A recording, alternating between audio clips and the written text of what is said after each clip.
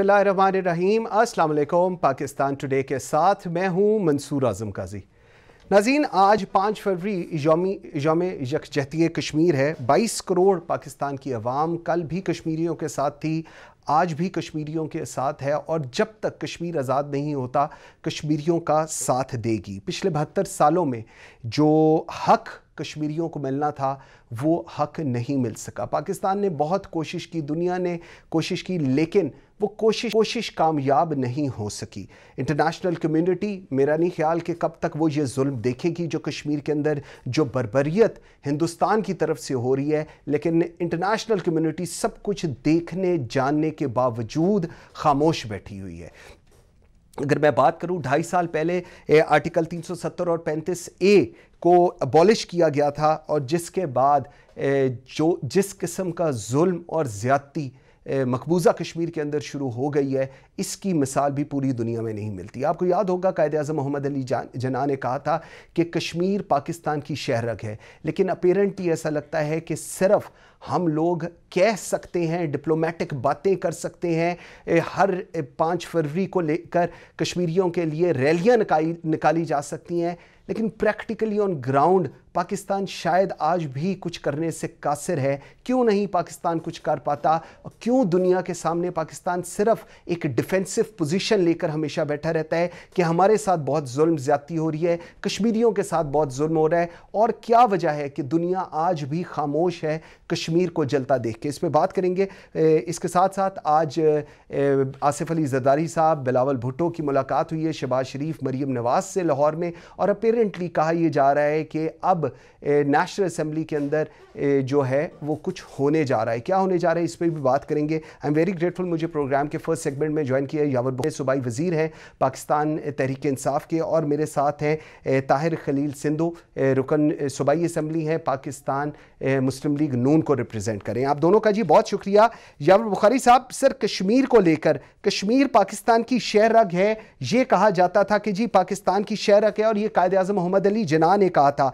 कश्मीर की आज़ादी सर कैसे मुमकिन होगी? आप लोगों की हुकूमत है, कश्मीर का केस इमरान खान साहब हर जगह लड़ रहे हैं, लेकिन आज भी वही इशू है कि बातें करना और केस लड़ना एक फ़र्क चीज़ है, लेकिन आज़ादी हासिल कराना ये मेरे ख्याल में एक सबसे बड़ा क्वेश्चन है जो पिछले 72 साल से चला आ रहा है। क्या कहेंगे इसके ऊपर सर?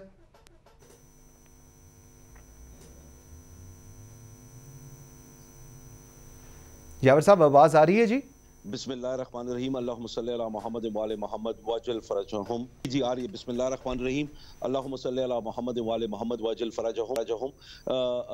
सबसे बड़ा मंसूर इशू ये नहीं है, इशू ये कि हम लोगों को पहले खुद इस बात का तहैया करना है कि हम अपने आप को उस काबिल बनाना चाहते हैं कि कश्मीर को आज़ाद करवाना है। फिर आगे क्वेश्चन है कि कश्मीर को किस तरीके से आज़ाद करवाना है, हर सूरत में कश्मीर को आज़ाद करवाना है। फिर आपको इस चीज़ के लिए तैयारी करनी पड़ती है ना। सबसे पहले तो आपको एक नेशन बनना पड़ता है। अभी देखिए कश्मीर की जो पॉपुलेशन जब तकरीबन 1901 में 1905 के करीब जब सेंसस हुआ था तो उसकी आबादी अक्सरियत मुस्लिम आबादी थी, और उसके अंदर हमारे मसीह भाई भी, हमारे हिंदू भाई भी, हमारे सिख भाई भी मौजूद थे। ये गुरदासपुर का जो डिस्ट्रिक्ट है इससे एक तबाही मचाई हमारे साथ। लेकिन देखिए इशू कहाँ पे आ रहा है? इशू ये आ रहा है कि हमारी हर हुकूमत ने आवाज़ उठाई, कायद-ए-आज़म मोहम्मद अली जिन्ना से लेकर आज तक वज़ीर आज़म ने बहुत ज़ोर और शोर से ये आवाज़ उठाई, यूनाइटेड नेशंस में हर जगह इस चीज़ को अहमियत दी।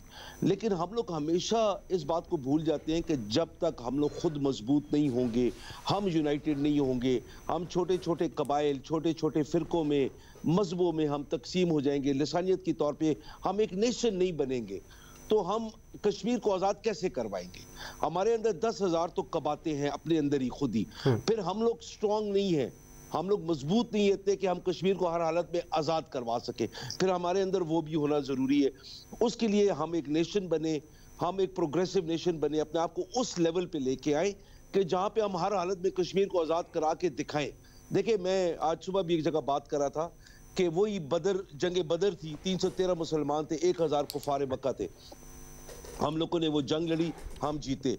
फिर वही बाद में करबला आई, और हर एक हमारा बंदा कट के गिर गया, लेकिन हम लोग वो भी जंग जीते। पे तारिक बिन ज़ियाद आया, फिर आप उसके बाद सो एंड सो फोर्थ, आप ये देखते रहे ये हुआ।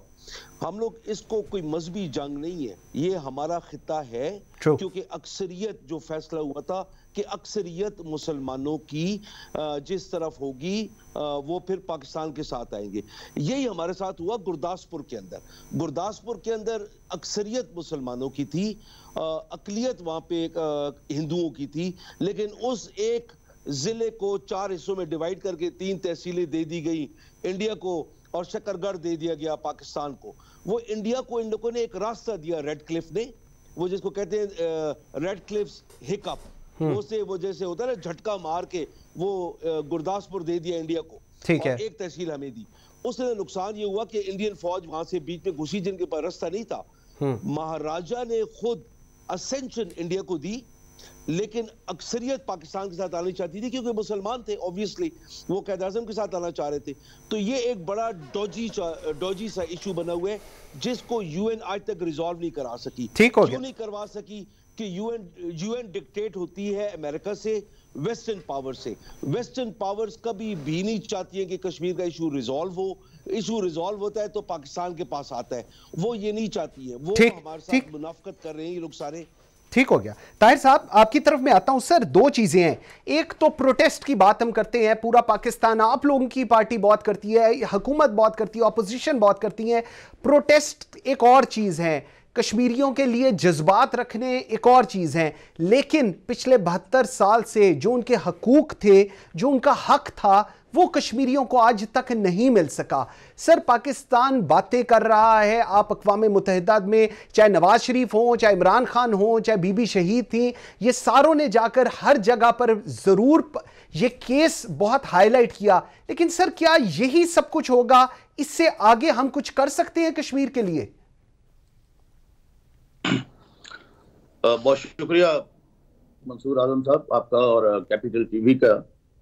मेरे भाई हैं सूबाई वज़ीर पंजाब यावर बुखारी साहब, मेरा बड़ा ही इनसे एहतराम का रिश्ता है, और जो उन्होंने बातें की हैं मैं बहुत हद तक कुछ बातों से बिल्कुल इत्तेफाक करता हूँ, और कुछ से डिसएग्री भी करता हूँ। मेरा ये फंडामेंटल राइट है।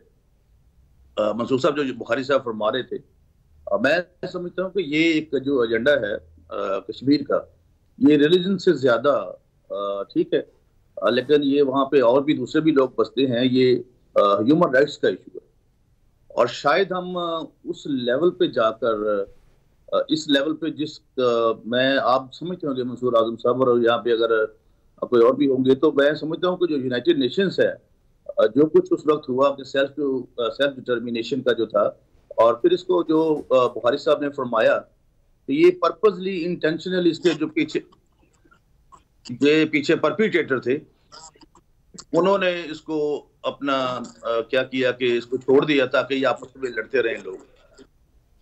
अभी हमारा क्या हुआ है कि हमारा जो नैरेटिव है वो कमजोर हो चुका है। अगर सच्ची बात अगर आप मुझसे पूछते हैं तो उस लेवल पे, क्योंकि हमने ये पिछले दिनों जब कि जुल्म जो है वो 365 दिन हो और हम इसके लिए एक दिन मनाएं, चाहिए तो ये था जिस तरह इन्होंने फरमाया था जो इनके वजीर आजम है कि हम हर जुमे को 1 घंटा जो है वो खड़ा हुआ करेंगे या बैठे करेंगे, व्हाटएवर। एक जुमा करके ये थक गए, ये पता नहीं क्या हुआ, उसके बाद ये नहीं किया। ये बड़ा डिप्लोमेटिक वे से ये ऐसे मसाइल हल होते हैं, ठीक है। और जब तक हम इसका fundamental issue, yes of course this is a issue of the Muslim majority, yes they are in the majority, Muslim our brothers they are in the majority there, ठीक है। But on the other hand आप देखिए कि now we have 57 countries of OIC, और 33 countries जो है वो हमारे साथ ही नहीं है किसी इशू पे भी। और इवन 33 कंट्रीज ऐसे हैं, हम कहते हैं कि हम फलां मुल्क को तस्लीम नहीं करेंगे, जस्ट लाइक इजराइल 33 कंट्रीज उन्होंने तस्लीम किया हुआ है। बिल्कुल सही। एक दफा स्ट्राइक हुई थी सिर्फ 28 फरवरी 1975 को। हाँ। बुखारी साहब भी छोटे होंगे, मैं भी छोटा ही हूँ, लेकिन उस वक्त ये हुआ था कि लोगों ने अपने जो थे उनके अपना जानवर, मंसूर आजम साहब, उनको पानी तक नहीं पिलाया था, बल्कि पूरा पाकिस्तान जो था वो जैम हो गया था, बंद हो गया था, पता लगा कि स्ट्राइक के लिए। ठीक।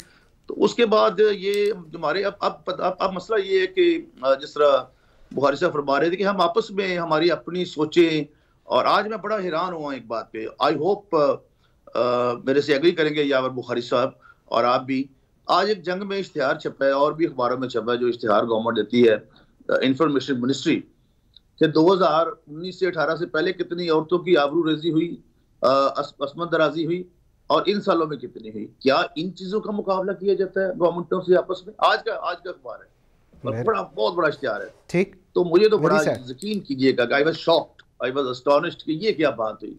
हम अब इन बातों पे रह गए कि हम देखें कि कितनी औरतों की असमत राजी। बात तो ये है कि चाहे किसी एक के साथ हुआ हो, इन चीजों पे जुल्म है जी, जुल्म है, बिल्कुल ठीक है। आज मैं समझता हूँ मंसूर साहब और मैं सुबाई वजीर साहब को ये रिक्वेस्ट करता हूँ कि ये मजबूर करें इनके, क्योंकि they have very close relations with Imran Khan साहब, कि एक ऑल पार्टीज कॉन्फ्रेंस बुलाएं, जिद को छोड़े। अब क्या है, थोड़ा सा टाइम रह गया, कोई ऐसा काम करे, छोड़ दे ये करप्शन ये वो सारा, ये बयानियां, ये हो गया वो हो गया ये हो गया, छोड़े आप प्लीज, वो अदालतें जाने, उनका काम जाने। ये नहीं कह रहे हम कि ये रोक दे इन केसों को। सर पॉइंट आ गया आपका। बयानियां बना के ऑल पार्टीज कॉन्फ्रेंस कराएं। और एक और बड़ी बात, मैं बुखारी साहब से एग्री करता हूँ कि we all are human beings. और पाकिस्तान में जिस आप इंडिया देखिए, ना सिर्फ ओनली मुस्लिम्स। तारिक भाई आपका पॉइंट आ गया। मुझे जरा ये पॉइंट यावर भाई के पास लेकर जाने दीजिएगा। आपका पॉइंट बिल्कुल आ गया यावर भाई। मुझे एक तो ये जो आज उन्होंने बता रहे हैं कि अखबार के अंदर ऐड आया है, इसका मुझे जरूर कमेंट कीजिएगा। और सेकेंडली सवाल ये है कि अक़वाम मुत्तहिदा के रोल की बड़ी बात करते हैं सर। आज सवाल ये भी है कि क्या हमें ट्रस्ट करना चाहिए, क्या हम लोग ट्रस्ट कर के इन तमाम ऑर्गेनाइजेशंस के ऊपर हम लोग कहां तक चीजों को ले आए हैं। वो आर्टिकल 370 और 35A जो है वो इवन अबॉलिश कर दिया गया। हम लोग तो तब भी केस लड़ रहे थे, हम आज भी केस लड़े हैं सर। हम केस ठीक लड़े हैं और सही जगह पर लड़े हैं। मुझे इस इश्तिहार का नहीं पता है जो तारिक भाई ने जिक्र किया। तारिक भाई अस्सलाम वालेकुम। मैंने नहीं देखा है, मुझे अगर पता लगे तो वो मैं ज़रूर उसके ऊपर कमेंट करूंगा। ये जो जिस किस्म की बात हो रही है, हम लोगों को कश्मीर के इशू के ऊपर हमें कभी किसी किस्म का आपस में इख्तलाफ नहीं रखना चाहिए, क्योंकि उससे हमारी इंटरनेशनल पोजीशन वीकन होती है। उसके अंदर अगर मिसाल के तौर पे हम मोदी साहब को वो रॉ के वो सरबराह को हम अपने घर बुलाएं, ये नहीं करना चाहिए। नवाज शरीफ ने किया, गलत किया, अगर हम करेंगे तो गलत करेंगे, कोई और करेगा तो गलत करेगा, हमें नहीं करना चाहिए। एक बात, हमें अपनी कहीं भी वीकनेस नहीं दिखानी चाहिए। एक बात, हमें उनके साथ हमदर्दी इंडिया के साथ एज अ मुल्क आवाम के लिए करनी चाहिए। लेकिन जो वीकनेस आती है ना, जैसे पिछले प्राइम मिनिस्टर साहब गए इंडिया गए और उन्हें कश्मीरी रहनुमाओं से नहीं मिले, उनको मिलना चाहिए था। ये बहुत जरूरी टाइम होता है ये करने का।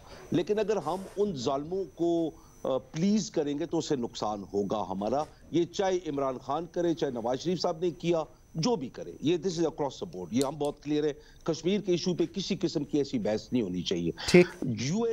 यूएन एक मेरे नजदीक, मैं एक रेवोल्यूशनरी सा बंदा हूं, एक मुनाफिक फोरम है कि जो सिर्फ वेस्ट को वो अपीज करता है। ये वो मुनाफिक फोरम है कि जब फलस्तीन के ऊपर जुल्म हुआ, इसराइल का इन्हें किया क्या? बातें तो बहुत करते हैं, ह्यूमन राइट्स की बातें करते हैं। ये ह्यूमन राइट्स इनका अपनी एक सोच है कि जिस तरीके से वो डिफाइन करते हैं वो ह्यूमन राइट्स है। ऐसे नहीं है। हम पाकिस्तान में बोलते हैं कि हम, हमारे मसीह, हमारे हिंदू, हमारे सिख, हमारे पारसी, हमारे मुसलमान, हम सब एक खानदान हैं। हमारा खुदा के सामने सर झुकाने का तरीका अलग हो सकता है, लेकिन हमारी पाकिस्तानियत के ऊपर सोच एक है। हम लोग सारे पेट्रियोटिक पाकिस्तानी हैं। यूएन वो मुनाफिक इदारा है कि ये मुनाफिक रोजे अव्वल से लेके आज तक वेस्ट के इंटरेस्ट को प्रोटेक्ट करते हैं, चाहे वो रशिया के अगेंस्ट हो, चाहे चाइना के अगेंस्ट हो, चाहे ईरान के अगेंस्ट हो, चाहे वो पाकिस्तान को लटकाई रखे 47 से आज तक कश्मीर के डिफरेंट रेजोल्यूशंस के थ्रू। इतनी लोगों में जुर्रत नहीं है। इन ये इंसाफ के जो मुंसिफ बनते हैं, ये वो टोला है कि जो इंसाफ को बेचता है, जो इन लोगों की दलाली करे, बिल्कुल ठीक, इनके इंटरेस्ट की दलाली करे, ये उनके लिए इंसाफ है।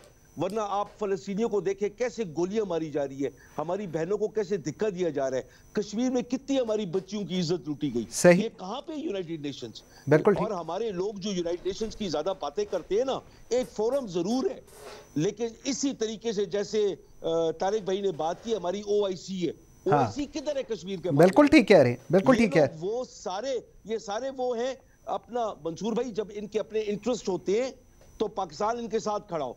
बिल्कुल सही। पाकिस्तान इनके बाप का नौकर है कि इनके साथ खड़ा हो, या यूएन का नौकर है कि हम इनके साथ खड़े हो? कभी भी नहीं। हमें पाकिस्तान का इंटरेस्ट पहले देखना है। हमने ये देखना है कि हमारी टेरिटोरियल सॉवरेंटी का इज्जत की जाए।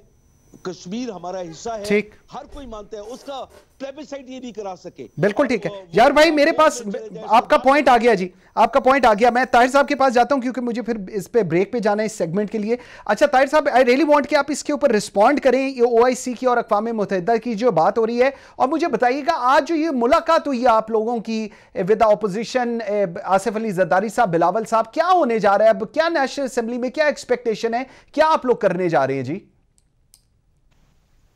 मंसूर साहब, आपने बड़ी अच्छी बात की और मैं बुखारी साहब की बातों से बहुत सारी बातों से एग्री करता हूँ दोबारा, क्योंकि मेरे यकीन का बड़ा मोहब्बत का और अकीदत का रिश्ता है और वो इमोशनल रिश्ता भी है हमारा। He knows and I myself knows. जो इन्होंने बात की अभी, एक वो भी वक्त था कि वाजपेयी इसी मीनारे पाकिस्तान के नीचे, वो भी मियां मोहम्मद नवाज शरीफ लेके आए थे उसको जब उसने पाकिस्तान को तस्लीम किया था। खैर अभी 194 कंट्रीज है यूनाइटेड नेशंस के, तो देखिए अगर वहां पे अगर हमारी लॉबिंग ठीक नहीं होगी। आपको एक बात मैं बताता हूँ, मैं I am the member of United Nations. Would you believe कि जो हमारी 57 कंट्रीज हैं, जो अभी बात की बुखारी साहब ने, ओआईसी जिसको कहते हैं ओआईसी, तो मतलब ये वाकई बात इनकी दुरुस्त है और बहुत सारे और, क्योंकि जो अगर काम नहीं होता तो कहते हैं, भगत सिंह ने कहा था कि जब लोग आपकी आवाज नहीं सुनते तो फिर उनके कान के नजदीक जाकर बहुत भारी शोर करना पड़ता है ताकि उनकी आवाज आप तक, आपकी आवाज, मजलूमों की आवाज उन तक पहुंचे। ठीक है, तो बिल्कुल भारी साहब ठीक फरमा रहे हैं कि ये मतलब बड़ा तरीके से, लेकिन उसके लिए चाहिए क्या? उसके लिए चाहिए ये क्या कि हम पाकिस्तान में तो कम से कम सारे मिलके बैठे, तो शुरू में बुखारी साहब ने फरमाया कि हम यूनाइटेड हो। मैं आज भी अपील कर रहा हूँ कि खान साहब को चाहिए, बुखारी साहब, क्योंकि मैं दोबारा कह रहा हूँ, ये छोड़ के जिस तरह मैं तो ये नहीं, जिस तरह को फिल्म तो बड़ी मशहूर है मौला जट, उसमें कहा था हीरो ने, सुल्तान मरहूम ने, जुल्म 24 घंटे और अदालतें सिर्फ 8 घंटे हो, ये तो नहीं हो सकता। तो इसलिए मैं कह रहा हूँ कि अब भी हम ऑल पार्टीज कॉन्फ्रेंस जो है इसको बुला के, और नंबर 2 इंडिया जो है, ये जिस लेवल पे जो मोदी ने जो उसका, मैं तो उसको क्या उसको कहूँ, मैं उसको बल मुझसे तो इतना उसके लिए तो गंदा तरीन लफ्ज भी मुझसे नहीं चुना जा रहा है, उसके लिए मैं कौन सा लफ्ज चुनूं? बल जिस लेवल पे वो लोगों को कत्लेआम कर रहा है, मिसे कर रहा है, ना सिर्फ ओनली हमारे मुस्लिम भाइयों का, क्रिश्चियंस का, दूसरों का, और उसके कॉन्स्टिट्यूशन में है कि हिंदू कौन है, हिंदू को जो जय है मंदिर वाले माने उनको भी हिंदू लिखा हुआ है, और जो सिख है उनको भी हिंदू लिखा हुआ है। तो इतना चलाक और मकार ये है मोदी ने जो चेंजेस की हैं, उसके लिए अब जब तक लीडरशिप बहुत बड़ी स्ट्रांग होके, या तो फिर ये बात ना करे ना, बात इनकी बिल्कुल दुरुस्त है बुखारी साहब की कि हमें 16 मेंबर्स ने हमें वोट नहीं दिया कि हम जो है अपना जो करारदाद है वो पेश कर सके वहां पे, जब खान साहब गए। और जब खान साहब ने कहा कि मैं वर्ल्ड कप जीत के लाया, तो आते ही उन्होंने 370 जो आपने फरमाया कॉन्स्टिट्यूशन इंडिया और 35 से कॉन्स्टिट्यूशन इंडिया, वो पॉइंट आ गया। ठीक है। नंबर 2 आपने जो मुलाकात की बात की, ये 2 सियासी जमातें हैं, बड़ी सियासी जमातें हैं। पीपल्स पार्टी बहुत बड़ी सियासी जमात है, मुस्लिम लीग नून बहुत बड़ी सियासी जमात है, इसी तरह तहरीक इंसाफ सियासी जमात है। तो ये मुलाकातें होती रहती है, जिस तरह कल रहमान साहब की मुलाकातें हुई, तो ये हो रही है। और बेशक आप जी, और ये for the welfare of the people है, for the welfare of the people है, क्योंकि जो बुखारी साहब के जो वज़ीर-ए-आज़म है, इन्होंने लोगों के ख्वाब तोड़ दिए। तो मैं लेकिन ताहिर भाई पॉइंट आ गया जी, ठीक हो गया। ताहिर भाई थैंक यू वेरी मच जी, बहुत शुक्रिया। याब बुखारी साहब बहुत शुक्रिया जी, आप दोनों ने मुझे इस सेगमेंट के अंदर किया। फिर एक छोटी सी ब्रेक लेते हैं और जब ब्रेक से वापस आते हैं तो ज़रा कश्मीर के ऊपर मजीद डिस्कशन करते हैं। मेरे साथ होंगे लेफ्टिनेंट जनरल नईम खालिद लोधी साहब और डॉक्टर मारिया सुल्तान। मेरे साथ रहिएगा। Welcome back after the break. जी नाज़रीन, मुझे ज्वाइन किया लेफ्टिनेंट जनरल नईम खालिद लोधी साहब ने और डॉक्टर मारिया सुल्तान ने। थैंक यू वेरी मच जी, बहुत शुक्रिया। जल साहब, सर 5 फरवरी मैं अभी प्रोग्राम के फर्स्ट सेगमेंट में भी हम इस पे बात कर रहे थे सर, अक़वाम मुत्तहिदा का रोल, ओआईसी का रोल, जिसके ऊपर मेरे ख्याल में पिछले 72 साल से हम लोग लगे हुए हैं। सर ट्रस्ट लेवल किस हद तक है इनके ऊपर हमारा? क्योंकि अगर हम लोग हमेशा से एक डिफेंसिव पोजीशन पे रहे हैं, चाहे पाकिस्तान का केस हो चाहे कश्मीर का केस हो, और हमारा जो दुश्मन है वो हमेशा से ही ऑफेंसिव मोड पे रहा है, सर हमारी अप्रोच, ओआईसी की अप्रोच, ये जो अक़वाम मुत्तहिदा है इसकी अप्रोच, सर ठीक अप्रोच ऐसे ही होता है जी चीज़ों को जब हासिल करना हो या कहीं पर पहुंचना हो? जी बहुत शुक्रिया। देखें बात यह है कि ज़मीनी हक़ाइक़ का हमें इदराक होना चाहिए। ये दुनिया अखलाकियात पे नहीं चलती, ये दुनिया लेवल प्लेइंग फील्ड नहीं है। अगर आप ये समझें कि ये यूएनओ और बाकी जो इदारे हैं उतने ही हमारे हैं जितने हिंदुस्तान के हैं, जितने अमेरिका के हैं, जितने और लोगों के हैं। तो ये तो फिर अंडरस्टैंडिंग ठीक नहीं है। ये ज़रूर है कि जितना हम कर सकते हैं ज़रूर करना चाहिए, बल्कि उससे ज़्यादा करना चाहिए कि जहाँ तक हो सके हम अपना बयानिया जो है वो बताएं, बढ़ाएं, फैलाएं। खासकर जो वहाँ पर ह्यूमन एट्रोसिटीज हैं वो ज़रूर सामने लेकर आए। अब तो आपको पता है कि जेनोसाइड वॉच के जो एक ऑफिशियल हैं एक्स, उन्होंने भी बात कर दी है। ये चीज़ें सारी फैलाने की हैं। Miss information lab, disinformation lab की जो चीज़ है वो हमने डोजर वगैरह बना के दिए। तो ये तो एक हद तक हम कर सकते हैं और वो कर रहे हैं। इसके अलावा मेरा ख्याल है कि हमें जो इंटरनेशनल सिविल सोसाइटी है उस तक अप्रोच करने की कोशिश करनी चाहिए। लेकिन ये सब कुछ करने के बाद अगर आप मुकम्मल तौर पे उनको कन्विंस भी कर लें, अगर आप ये समझते हैं कि वो आके आपका मसला हल करेंगे, तो फिर हमारी समझ बूझ में काफी फर्क है।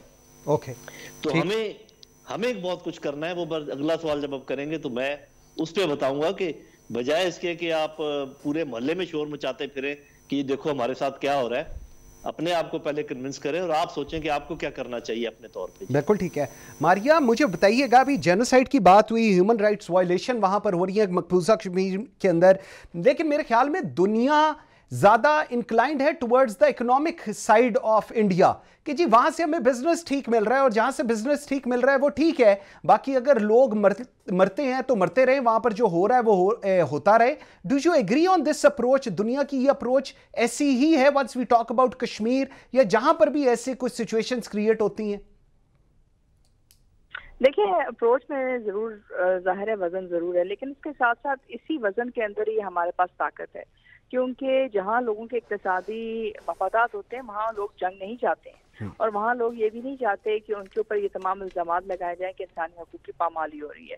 अगर ये ही सूरत हाल अगर हम ये बावर करने में कामयाब हो जाते हैं कि कश्मीर पाकिस्तान की शहर है और पाकिस्तान इसके लिए किसी हद तक भी जाएगा, तो यकीनी तौर पर कश्मीर के ऊपर आपको एक मूवमेंट नजर आएगी, क्योंकि दुनिया के इतने इक्तिसादी जो इस वक्त मफादात हैं वो हिंदुस्तान के साथ मुंसलिक हैं, और ये कि हिंदुस्तान पुरअमन रहे।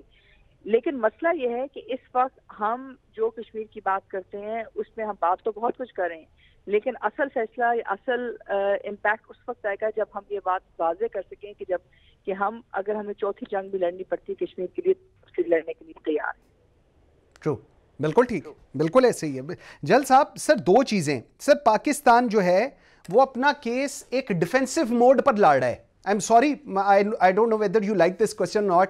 हम सारा कुछ, हमारा फोकस जो है वो डिप्लोमेटिक टॉक्स के ऊपर है कि जी हमने डोजियर भेज दिया, हमारे साथ ज्यादती हो गई, कश्मीर में ये ज्यादती हो गई। जबकि जब हम हिंदुस्तान की बात करें, हिंदुस्तान पॉलिटिकली ज्यादा स्ट्रांगली इस चीज को प्ले कर रहा है, मिलिटरली ज्यादा स्ट्रांगली इस चीज को प्ले कर रहा है, इंटेलिजेंस ऑपरेशन ज्यादा स्ट्रांगली वहां कर रहा है। सर पाकिस्तान की अप्रोच या जिस तरह हमें पहुंचना चाहिए चीजों को लेकर, ऑफेंसिव होनी चाहिए, या ये जो डिफेंसिव अप्रोच के साथ या डिफेंसिव मोड में जिस तरह हम चल रहे हैं वो अप्रोच ठीक है? नहीं, साफ ज़ाहिर है कि ठीक नहीं है। अप्रोच हमेशा कॉम्बिनेशन होनी चाहिए, डिफेंसिव और ऑफेंसिव। बाज़ जगह पर आपको डिफेंस भी करना पड़ता है, बाज़ जगह आपको आगे बढ़ना पड़ता है। तो मैं आपको एक दो ऐसी चीज़ें इंडिकेट कर देता हूँ जो हमें बुनियादी तौर पे हमें करनी अशद ज़रूरी है। सबसे पहली बात तो ये कि हमें अपना नैरेटिव, जो इंटरनल नैरेटिव है, वो सीधा करना चाहिए और एक नैरेटिव पर होना चाहिए कश्मीर के मुतालिक, क्योंकि ये ऐसा मामला है कि इंटरनेशनल कम्युनिटी देखती है कि यहाँ से किस किस्म की आवाज़ें उठ रही हैं। ऐसा नहीं होना चाहिए कि एक पॉलिटिकल पार्टी कहे कि दूसरी ने उसको बेच दिया, या दूसरी पॉलिटिकल पार्टी ये कहे कि जी हमसे पहले किसी ने इस पर कुछ नहीं किया। इस किस्म की जो इंटरनल फिंगर पॉइंटिंग है, इससे हमें परहेज करना चाहिए। दूसरा पॉइंट ये है इंपॉर्टेंट मेरे ख्याल में, कि जो आपका बुनियादी असूली स्टांस है कि इस मसले को यूएन की रेजोल्यूशन के मुताबिक हल होना चाहिए, इससे बिल्कुल ना हिलें। ये जो तरह तरह के फार्मूले पेश किए जाते हैं कि जी फलाना फार्मूला, चुनाव फार्मूला, इनको रखें अपने दिल में। जब कभी नेगोशिएशन टेबल पर हो बात, तब इनका जिक्र हो सकता है। ये नेगोशिएशन स्किल के बेसिक प्रिंसिपल के खिलाफ है कि आप अपना स्टांस पहले ही छोड़ दें, अभी बात शुरू ही नहीं हुई और आप कहने लग जाए जी ये भी हो सकता है और वो भी हो सकता है। अरे भाई, बहुत कुछ हो सकता है, लेकिन ऐसी बात की नहीं जाती। आप अपना प्रिंसिपल स्टांस है उसका किले को मजबूत रखें, ये बहुत जरूरी है। ये जो आप बात कर रहे हैं कि हमने पॉलिटिकली कुछ नहीं किया और मिलिटरी, बिल्कुल आप सही कह रहे हैं। ये मेरा कहना है। एक चीज तो डिप्लोमेटिकली आजकल बड़ी डूएबल है, वो ये है कि आपको पता है कि वहां पर वो डेमोग्राफिक चेंजेस लाने की कोशिश कर रहे हैं और वो सारी दुनिया उसकी शाहिद है। उन्होंने कितने डोमिसाइल जो है इशू कर दिए। मेरा ख्याल ये कि हमें फौरन जाना चाहिए यूएनओ में, अपने चीन की मदद से और दोस्तों की मदद से उनको कहें जी कि आप पॉपुलेशन सेंसस करवाएं फौरी तौर पर, मकबूजा कश्मीर में भी, आजाद कश्मीर में भी, ताकि आपको अंदाजा हो जाए एक्सक्यूज मी कि वहां पर क्या डेमोग्राफिक सिचुएशन क्या है, प्रोपोर्शन ऑफ पॉपुलेशन क्या है। ये मेरा ख्याल इस वक्त एक डिप्लोमेटिक काम है जो करने का रह गया है। लॉफेयर में हमने कुछ आगे बढ़े हैं, बाकी शोर शराबा बहुत मचा रहे हैं। लेकिन एक दो पॉइंट्स और हैं जो मैं देना चाहूंगा, हमेशा आपके प्रोग्राम में मैं देता रहता हूं।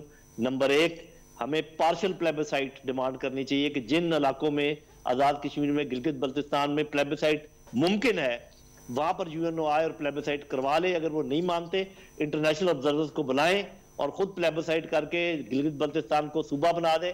कंडीशन रखें कि जब बाद में होगा तो इसको हम दोबारा कर लेंगे। एक गवर्नमेंट इन एग्जाइल बनाएं ताकि जो लोगों को पता चले यूरोप में कि भी वहां के मसले क्या हैं। और दूसरा, मिलिटरीली अपने नौजवानों को ट्रेनिंग दें जो आजाद कश्मीर में है, इस ये कहकर कि चूंकि हिंदुस्तान रोज कहता है कि हम आपके ऊपर हमला करेंगे, हम अपने दिफा के लिए इनको तैयार कर रहे हैं। बिल्कुल सही, इस पर किसी को कोई इतराज नहीं होगा। इस किस्म के इकदाम उठाने की जरूरत है मेरे भाई। और अनफॉर्चुनेटली मुझे डॉक्टर साहबा की कोई आवाज आ नहीं रही, इसलिए मुझे नहीं पता कि वो क्या बात कर रही हैं। ओके सर, वो भी करते हैं। मारिया, मुझे दो चीजें, एक तो मैं जरा, क्योंकि बलूचिस्तान की भी अंदर बात आ गई, आपको पता होगा कि हिंदुस्तान के जो नेशनल सिक्योरिटी एडवाइजर है उन्होंने कहा कि हमने 400 मिलियन रखा है जी ताकि इंसर्जेंसी हो बलूचिस्तान में, और जीबी की बात की। प्राइम मिनिस्टर जो वहां के हैं वो कहते हैं कि जी हम लोगों ने तो वो लोग पिक किए हैं जो बलूचिस्तान के अंदर ये ऐसी सिचुएशन क्रिएट करते हैं और हम उनके साथ कॉन्टैक्ट में है।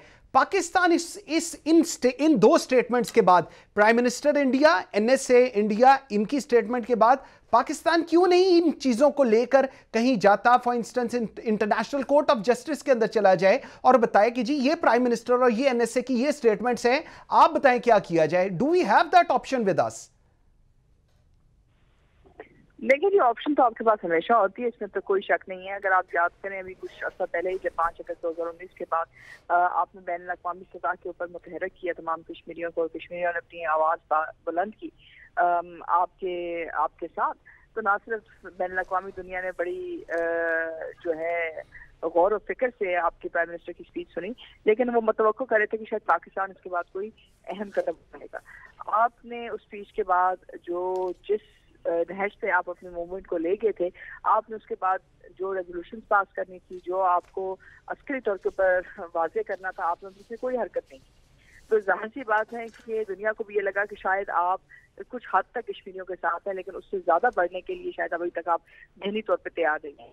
अब अगर हम चाहते हैं कि ये बात वाज़ेह हो दुनिया पर, तो फिर हमें कुछ इक़दाम भी करने पड़ेंगे और यकीनी तौर के ऊपर आप ये तमाम चीज़ें दुनिया के सामने लेके जा सकते हैं, वो तमाम चीज़ें जो इस वक्त हिंदुस्तान बलूचिस्तान में कर रहे हैं, और उसी रेजोल्यूशन को इस्तेमाल कर सकते हैं जो हिंदुस्तान ने के खिलाफ इस्तेमाल की, या अमेरिका ने अफगानिस्तान के अंदर अपने मफादात को हासिल करने के लिए की, यानी कि रेजोल्यूशन 1373, जिसके तहत आप किसी दूसरे मुल्क के अंदर दहशतगर्दी नहीं कर सकते। क्योंकि जो हिंदुस्तान की तरफ से लोग आए हैं, उन्होंने पाकिस्तान के अंदर आके ना सिर्फ दहशतगर्दी की है बल्कि बम धमाके भी किए। कुलभूषण यादव का केस बहुत वाज़ेह है इस वक्त नजर से। बिल्कुल ठीक है जल साहब, दो चीजें, एक सर 23 मार्च OIC की जो फॉरेन मिनिस्टर्स का इजलास है वो पाकिस्तान के अंदर होने जा रहा है और एक्सपेक्टेशन बहुत है आज दोबारा OIC को लेकर, और उसमें कहा भी ये जा रहा है कि जी कश्मीर का केस भी हम वहां करेंगे, दोबारा प्लीड करेंगे पूरी दुनिया को। सर कितने ऑप्टिमिस्टिक हैं आप अब इस चीज को लेकर, कीपिंग इन माइंड जो 72 साल की हिस्ट्री है? मैं आपकी बात को निगेट नहीं करता, बट ग्राउंड रियलिटी हम सबको पता है क्या है सर कश्मीर की। जी बिल्कुल, आप ठीक कह रहे हैं। देखिए, एक जो मैं आपके इस सवाल पर आता हूँ, एक आपको पता है कि अक्सर ये बात की जाती है कि war is not an option. देखें, बात ये है कि अगर तो आप अमन में हो, आपके भाई बहन अमन में हो, फिर तो war is definitely not an option. लेकिन ये कुलभूषण इधर क्या कर रहा था? ये बलूचिस्तान में 3-4 दिन पहले हुआ, ये क्या था? अफगानिस्तान से जो आए दिन हमले होते थे, अरबी भी कभी कभी हो जाते हैं, ये क्या है? This is war my dear, we are in the middle of a war. ठीक, तो जब आपके ऊपर जंग थोप दी जाए फिर ये कहना कि war is not an option, तो आप ये कह रहे हैं कि fighting back is not an option. जब आपके ऊपर जंग मुसल्लत की हुई है तो आपके पास पीस की ऑप्शन खत्म हो गई है। आपको हर हालत में जवाब देना है, जो मारिया भी थोड़ा सा इंडिकेट कर रही है, मेरा ख्याल वो सही है। जहां तक ओआईसी से तवक्कुआत की बात है, तो बात ये देखें, पहली बात तो ये कि मुझे लगता है कि ओआईसी कश्मीर के ऊपर तो नहीं बुलाई जा रही, अगर बुलाई जा रही है तो फिर तो कोई ना कोई स्टेटमेंट देंगे। ये तो डाइल्यूट इसलिए हो जाता है कि ये अफगानिस्तान भी इसमें शामिल होगा और कश्मीर भी शामिल होगा। जब एजेंडे 2-3 हो जाए तो फिर एक एजेंडा तो जरूर कोई ना कोई डाइल्यूट हो जाता है। तो मुझे नहीं मालूम कि इसका असल सब्जेक्ट अगर तो कश्मीर है, फिर तो कोई ना कोई स्टेटमेंट इसमें से आएगी। वज़ीर ख़ारजा की लेवल की साहब इससे बड़ी तो नहीं आ सकती। लेकिन मैं आपको बार बार कह रहा हूँ कि मिसाल के तौर पे बहुत दबंग स्टेटमेंट आ जाती है ओआईसी की, फिर क्या होगा? कश्मीर मिल जाएगा आपको? कश्मीर तो कश्मीरियों की जद्दोजहद के नतीजे में ही मिलेगा, जो वो कर रहे हैं। उनको सपोर्ट करने की जरूरत है, ये सारे काम करने की जरूरत है जिसका आप जिक्र कर रहे हैं, लॉफेयर, डिप्लोमेसी, मैंने पॉलिटिकल को जो आपको बातें बताई हैं। लेकिन अगर आप ये समझते हैं कि कोई कश्मीर आपको इनकी वजह से दे देगा या लोग आके कुछ करेंगे, जब लोग तब आर्बिट्रेशन के लिए आएंगे जब आपका एटीट्यूड उतना ही जा रहना होगा जितना कि हिंदुस्तान का है। तब वो समझेंगे कि 2 न्यूक्लियर ताकतें हैं, ऐसा ना हो कि भिड़ जाएं। जब उनको पता है कि एक न्यूक्लियर ताकत ठंड करके बैठी हुई है, उनको क्या जरूरत है इधर जंप मारने की, इधर आने की? बिल्कुल सही, बिल्कुल सही। That's I believe the right approach. Maria, आपकी तरफ आता हूं, जरा मुझे इस चीज का भी बताइएगा। अभी जिस तरह हम लोग बात कर रहे हैं कि स्टेटमेंट्स आना एक और चीज है, एक बड़ी दबंग किस्म की स्टेटमेंट आ गई। चलें, लेट्स एक्सपेक्ट इट कि 23 मार्च को जो ओआईसी की फॉरेन मिनिस्टर्स की हो रही है, एक बड़ी स्ट्रांग स्टेटमेंट आ गई। क्या ये स्टेटमेंट काफी रहेगी या एक स्ट्रैटेजिक डायरेक्शन हमारी होनी चाहिए जो कि लेकर आए इंडिया को उस टॉक के ऊपर जिसके ऊपर पाकिस्तान पिछले 72 साल से कोशिश कर रहा है कि इसके ऊपर बात होनी चाहिए और उसके रिजल्ट ओरिएंटेड होनी चाहिए? देखें, अगर बात सिर्फ अल्फाज की है तो अमेरिका से ज्यादा सख्त अल्फाज अफगानिस्तान के लिए किसी ने नहीं इस्तेमाल किए। लेकिन 20 साल के अंदर जो कुछ उन्होंने किया, जो ताकत उन्होंने इस्तेमाल की, जो अल्फाज उन्होंने इस्तेमाल की कि हम अफगानिस्तान छोड़ के नहीं जाएंगे, हम ये नहीं करेंगे, उसका नतीजा क्या था? नतीजा ये था कि उनको अफगानिस्तान से भी दस्तबरदार होना पड़ा। उनको इस बात के ऊपर भी आमादा होना पड़ा कि आप किसी सूरत किसी ऐसी जगह के ऊपर जमीन तो कुछ अर्से तक आप उससे काबिज रह सकते हैं, लेकिन लोगों को दिलों के ऊपर आप काबिज नहीं हो सकते अगर वहाँ तहरीक आज़ादी शुरू हो चुकी है। हर एक मुल्क की अब तहरीक आज़ादी मुख्तलिफ होती है। अफगानियों के लिए उनकी इज्जत का जो सवाल था वो तालिबान के जरिए या उनके जरिए उन्होंने पूरा किया। आपका मसला इस वक्त ये है कि आप तो इस वक्त कश्मीरियों की जान, उनकी माँ और उनकी जिंदगी की जंग लड़ रहे हैं, क्योंकि 5 अगस्त 2019 के बाद हिंदुस्तान ने कश्मीरियों को कश्मीर से बेदखल कर दिया है। उन्होंने कहा है कि अगर आप कश्मीरी हैं और आप हिंदुस्तान में हैं और आप वहाँ रहना चाहते हैं तो आपको हिंदुस्तानी शहरियत अख्तियार करनी पड़ेगी। और अगर आप हिंदुस्तानी शहरियत अख्तियार नहीं करते और आप ये बात हिंदुस्तानी रियासत को नहीं बावर कराते कि आप एक हिंदुस्तानी शहरी हैं, तो हम आपको हुकूमत खानों या डिटेंशन सेंटर्स में डालेंगे। और उसके बाद वहां तक आपकी रसाई कैसे होगी, तो उसकी मिसाल यही है जो इस वक्त मैंने बांग्लादेशी निसाब के आसामियों को जो है या मुसलमान जो है जो आसाम में है, जो तकरीबन 5 लाख से ज्यादा या एक अंदाजे के मुताबिक 10 लाख से ज्यादा लोगों को उन्होंने इन डिटेंशन सेंटर्स में बंद किया हुआ है। उन्होंने तो सिटीजन अमेंडमेंट एक्ट ला के आम हिंदुस्तानी मुसलमान को भी शहरियत के एक निचले दर्जे पर खड़ा कर दिया, और उसके बाद उनका क्या मुस्तकबिल है वो भी वाज़ेह नहीं। तो इस वक्त जंग तो आप कश्मीरियत की लड़ रहे हैं, जंग आप जमीन की नहीं लड़ रहे हैं। जमीन पर तो हिंदुस्तान काबिज रहेगा जब तक कि हम कोई अस्करी तौर पर जवाब नहीं देते, लेकिन अस्करी जवाब आपको अंदरूने कश्मीर भी करना पड़ेगा और बैरूनी तरफ भी, क्योंकि कोई जंग सिर्फ आप फायर से नहीं लड़ सकते जब तक कि अंदरूनी तौर पे लोग इस बात के ऊपर आमादा नहीं होते हैं कि उनका हिंदुस्तान के साथ ठहरना अब मुमकिन नहीं। बिल्कुल ठीक है। जल साहब, do you agree on doctor Maria what she is saying कि रिस्पांस एक तो वो है जो हम कोशिश कर रहे हैं, एक जो इंटरनल रिस्पांस कश्मीर के अंदर से निकल रहा है, जिससे ये चीज मेरे ख्याल में सारी दुनिया के सामने आया है कि कश्मीरी नहीं रहना चाहते हिंदुस्तान के साथ, नहीं रहना चाहते इस अनफॉर्चुनेट सिचुएशन में जिसमें वो पिछले अब 2.5 साल से स्पेसिफिकली रह रहे हैं। जी बिल्कुल ठीक है। देखें, बात ये है कि जितने भी बाकी इकदाम हैं ना, जैसे डिप्लोमेटिक हैं, लॉफेयर के हैं, पॉलिटिकल हैं, ये इन सब का मकसद है राह हमवार करना कश्मीरी स्ट्रगल के लिए। वो बाकायदा फिजिकल मज़ाहमत कर रहे हैं, रेजिस्टेंस कर रहे हैं। जब आप राह हमवार कर लेते हैं और दुनिया ये समझ लेती है कि भी वहाँ की जंग जो है ये टेररिज्म नहीं है बल्कि आज़ादी की जंग है, फिर आप खुल के उनकी मदद कर सकते हैं। और ख़ासकर आज़ाद कश्मीर वालों को तो आप बिल्कुल नहीं रोक सकते। अब तो हमारी हालत ये है कि कोई अगर पार करने की कोशिश करे तो उसको उल्टा बंद कर देते हैं कि भी तुमने ये कोशिश क्यों की है, तुम यहाँ का अमन खराब करने की कोशिश कर रहे हो। इस माइंडसेट से हमें निकलना पड़ेगा। कश्मीरियों के साथ जो कुछ हो रहा है और वो आप यूं समझें कि चूंकि कश्मीरी पाकिस्तान की जंग लड़ रहे हैं, पाकिस्तान की तकमील की जंग लड़ रहे हैं, तो इसका ये मतलब है कि आप अपनी जंग लड़ने पर आमादा नहीं है। ऐसी कौम जो अपने आप का दिफा करने पर आमादा ना हो और अपनी जंग लड़ने पर भी आमादा ना हो, तो फिर अल्लाह ताला भी ऊपर से देख रहे हैं। बिल्कुल सही है। लेफ्टिनेंट जनरल नईम खालिद लोधी साहब, doctor Maria Sultan, thank you very much जी, आप दोनों के आने का बहुत शुक्रिया। व्यूअर्स, आज के लिए इतना ही। बशर्ते आपसे मुलाकात होगी कल। मुझे मंसूर आजम काजी को इजाज़त दीजिए। अल्लाह हाफिज़।